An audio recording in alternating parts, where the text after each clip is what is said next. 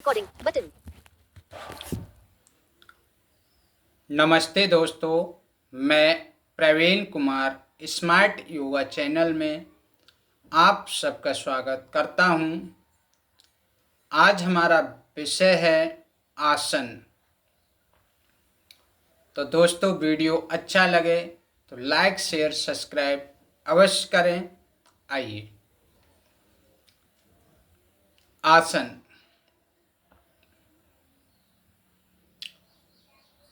हठ प्रदीपिका में स्वामी स्वात्माराम जी ने 15 आसनों का वर्णन किया है, जिसमें से आज हम कुछ आसनों की विधि, लाभ और हानि के बारे में पढ़ेंगे। तो सबसे पहले आसन की परिभाषा समझ लेते हैं।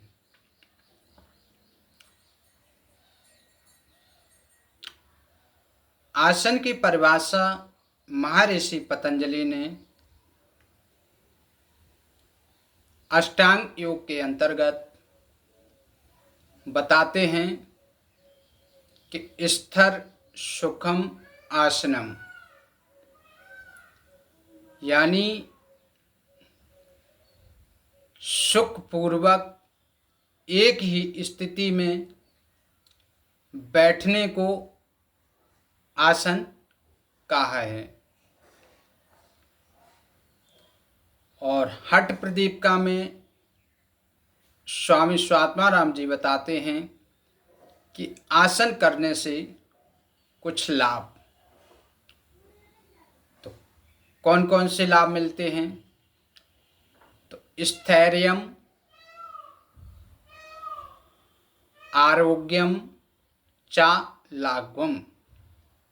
इसका मतलब है आसन करने से दृढ़ता आती है, स्थिरता आती है शरीर में। आरोग्यम यानी रोगों का नाश होता है। और चा लाघवम यानी शरीर हल्कापन होता है। तो अब हम जो हठ प्रदीपिका में 15 आसन हैं, उसमें से स्वस्तिक आसन। स्वस्तिक आसन है, इसकी विधि, आप किसी आसन को लें और उस आसन पर दंड आसन में बैठ जाएं। फिर धीरे से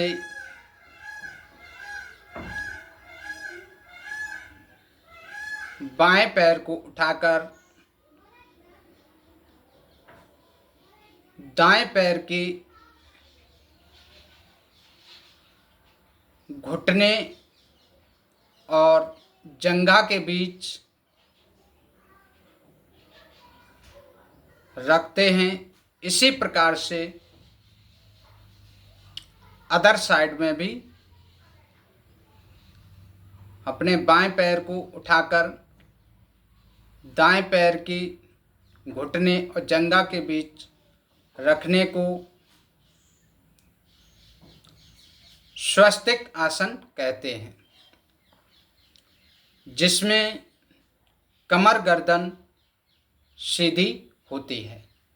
तो यह आपकी स्वस्तिक आसन की स्थिति में है।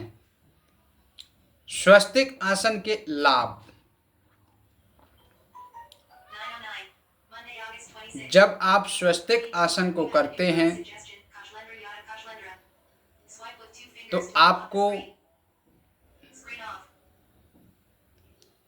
मन शांत होता है।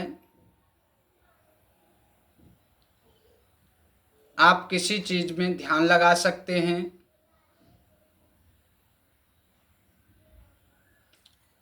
और स्वस्तिक आसन है वह ध्यानात्मक आसन है, जिससे हमारा शरीर और मन शांत होता है। इसके सावधानी की बात की जाए तो जिस व्यक्ति के घुटनों में दर्द होता हो वह इस आसन को न करे।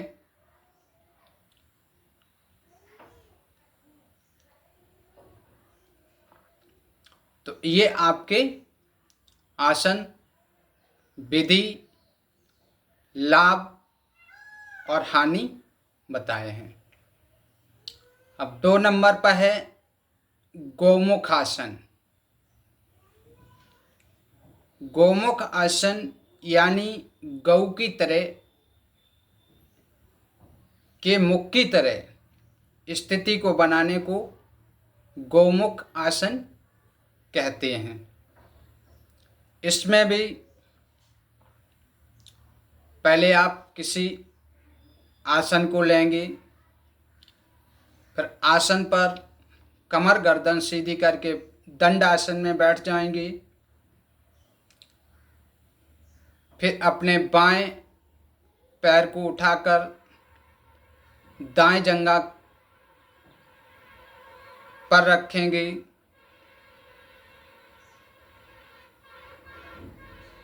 और बाएं पैर को उठाकर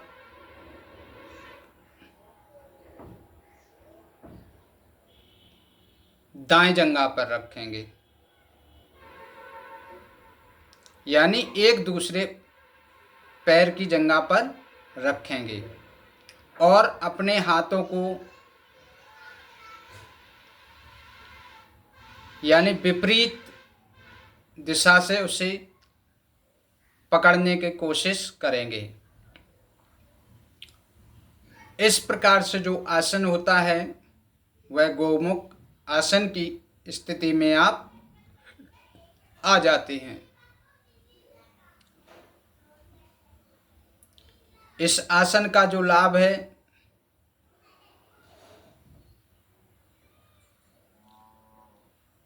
जो हमारी जठराग्नि होती है वह प्रदीप्त होती है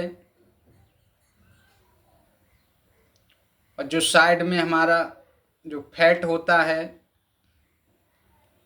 यानी मोटापा, उसका शेप बढ़िया से रहता है और यह मन को शांति पहुंचाता है, जिससे अब इसको कौन सावधानी इसमें, जिस व्यक्ति के घुटनों में दर्द होता हो, गठियाबाई हो, शाटका का दर्द हो, वह व्यक्ति गोमुख आसन को न करे। तो दोस्तों, गोमुख आसन की विधि, लाभ और सावधानी पढ़े हैं। तीसरा नंबर है वीर आसन। वीर आसन उसे कहते हैं जो हमें वीरता का भान कराए।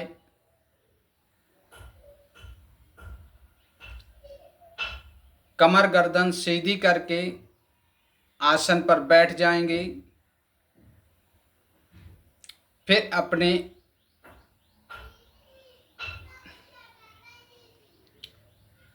आसन पर बैठकर दंडासन में बैठेंगे।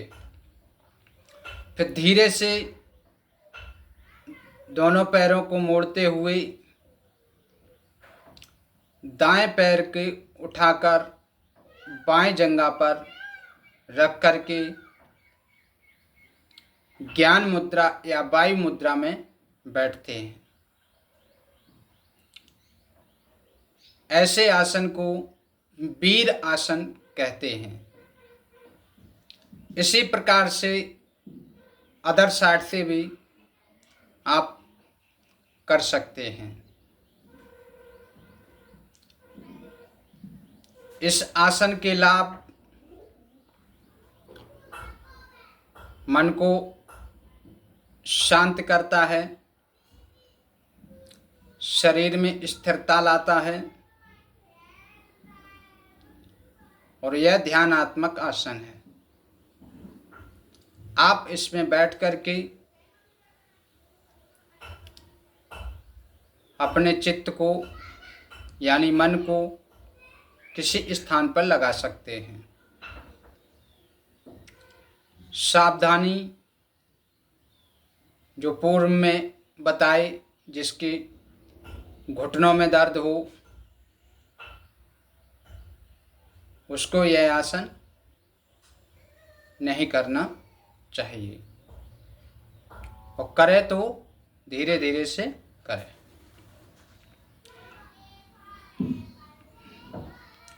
अब दोस्तों, आज हमने हठ योग प्रदीपिका में स्वामी स्वात्माराम जी के बताए हुए आसन को पढ़ा। पहला स्वस्तिक आसन, दूसरा गोमुख आसन और तीसरा वीर आसन। तो आगे फिर कभी मिलेंगे, फिर आसन पर चर्चा होगी। तो दोस्तों, वीडियो अच्छा लगे तो लाइक शेयर सब्सक्राइब अवश्य करें। Thank you. Recording time 12 minutes. Stop recording.